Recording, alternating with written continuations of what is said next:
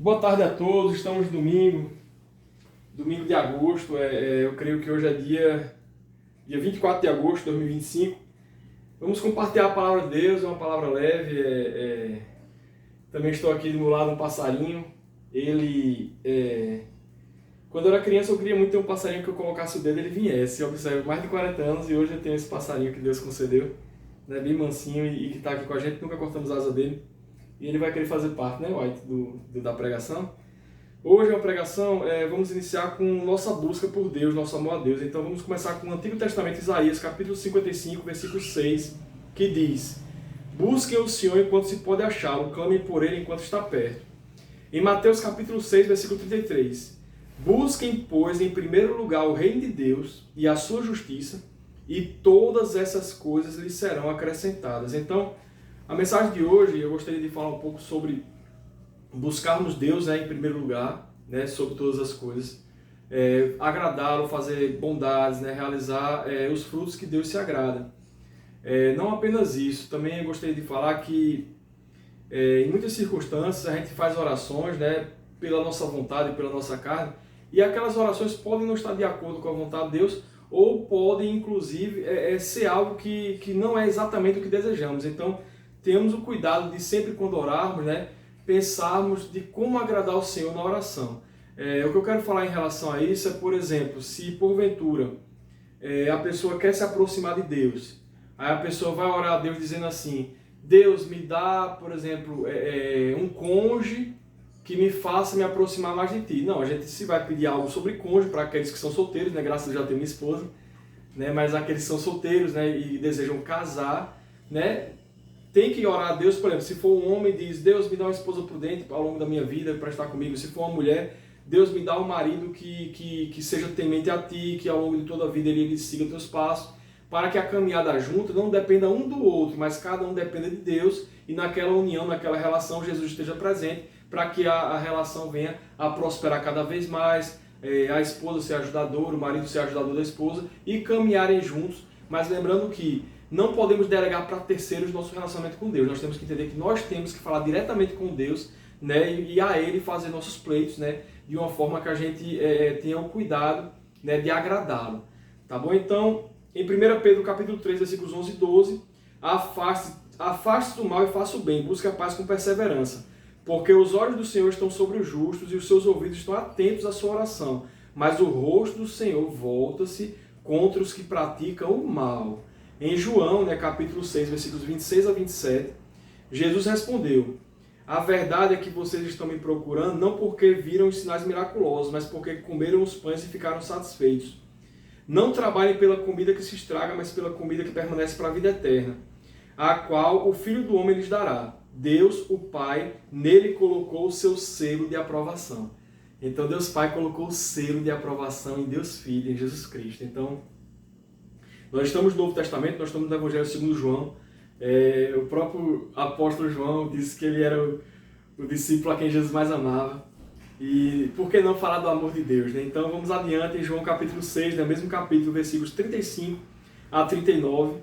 Então Jesus declarou: Eu sou o pão da vida, aquele que vem a mim nunca terá fome, aquele que crê em mim nunca terá sede.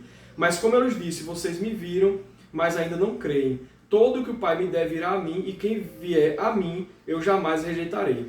Pois desci do céu não para fazer a minha vontade, mas para fazer a vontade daquele que me enviou.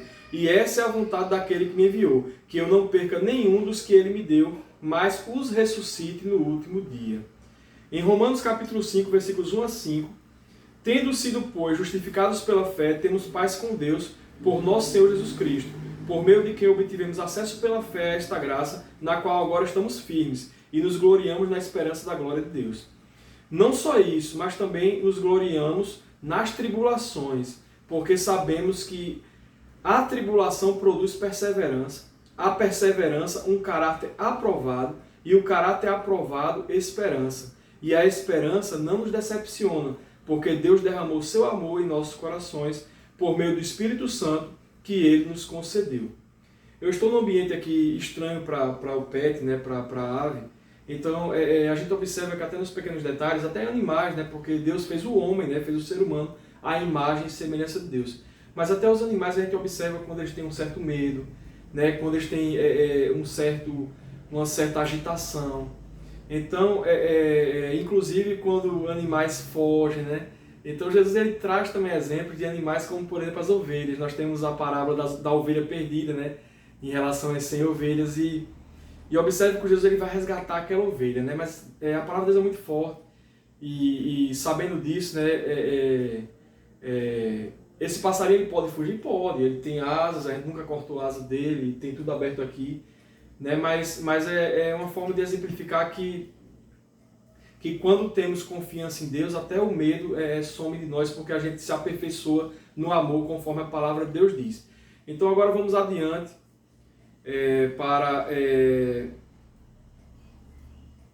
Deus derramou nossos corações por meio do Espírito Santo que Ele nos concedeu. Então vamos adiante. Em Marcos, capítulo 9, versículos 14 a 27.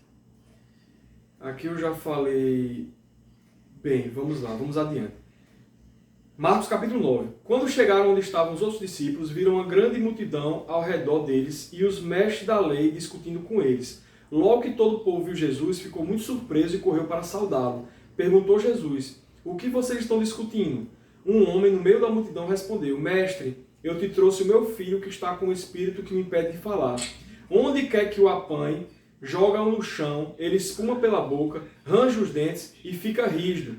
Pedi aos teus discípulos que expulsassem o espírito, mas eles não conseguiram. Respondeu Jesus: ó geração incrédula, até quando estarei com vocês? Até quando terei que suportá-los? Tragam-me o menino. Então eles o trouxeram. Quando o espírito viu Jesus, imediatamente causou uma convulsão no menino. Esse caiu no chão e começou a rolar, espumando pela boca. Jesus perguntou ao pai do menino: há quanto tempo ele está assim? Desde a infância, respondeu ele.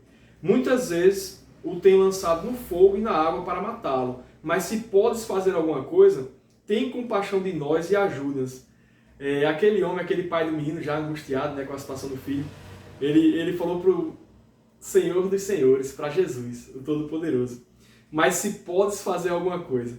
Mas Jesus veio em humildade, Jesus se esvaziou a si mesmo para nos ensinar o caminho da paz, da perseverança e do amor em Deus.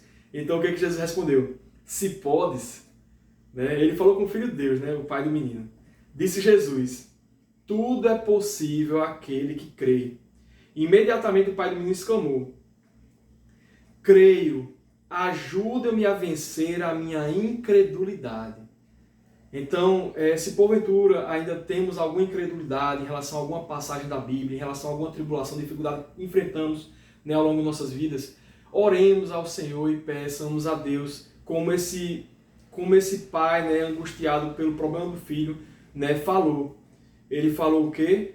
Ele falou: creio, ajuda-me a vencer a minha incredulidade. Sabemos que Deus, Jesus, Deus Filho, Ele concedeu a nós a possibilidade de clamarmos a Ele, invocando o nome, o santo nome dEle, para Ele assim fazer a vontade dEle aqui na terra e edificar a igreja, né, a igreja dEle. Então, tenhamos esse costume, tenhamos esse cuidado e busquemos cada vez mais vencer a incredulidade que porventura ainda exista em cada um de nós. Quando Jesus viu que uma multidão estava se ajuntando, repreendeu o espírito imundo, dizendo: espírito mudo e surdo, eu ordeno que o deixe e nunca mais entre nele. O espírito gritou, agitou violentamente e saiu. O menino ficou como morto, a ponto de muitos dizerem: ele morreu, né? Porque numa situação como aquela, né, as pessoas dizem: ele morreu, vendo a criança ali, né, cair daquela forma. E o que aconteceu? Mas Jesus o tomou pela mão e o levantou, e ele ficou em pé. Em Mateus capítulo 10, versículos 29 a 32. Não se vendem 2 pardais por uma moedinha, contudo nenhum deles cai no chão sem o consentimento do Pai de vocês. Até os cabelos da cabeça de vocês estão todos contados. Portanto, não tenham medo, vocês valem mais do que muitos pardais. Quem, pois, me confessar diante dos homens, eu também o confessarei diante do meu Pai, que está nos céus. A mensagem hoje foi curta, foi essa.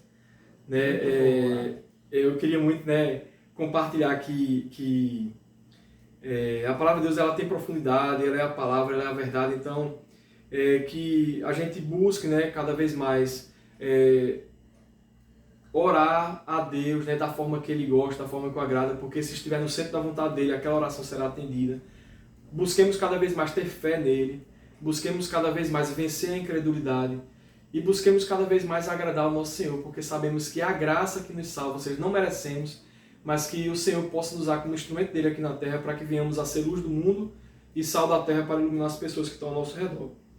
Então, em 2 Coríntios, capítulo 13, versículo 14, que a graça do Senhor Jesus Cristo, o amor de Deus e a comunhão do Espírito Santo sejam com todos vocês, com todos nós, e tenhamos uma ótima semana na presença do nosso Senhor Jesus. Deus abençoe todos, fiquem com Deus. Amém. Valeu.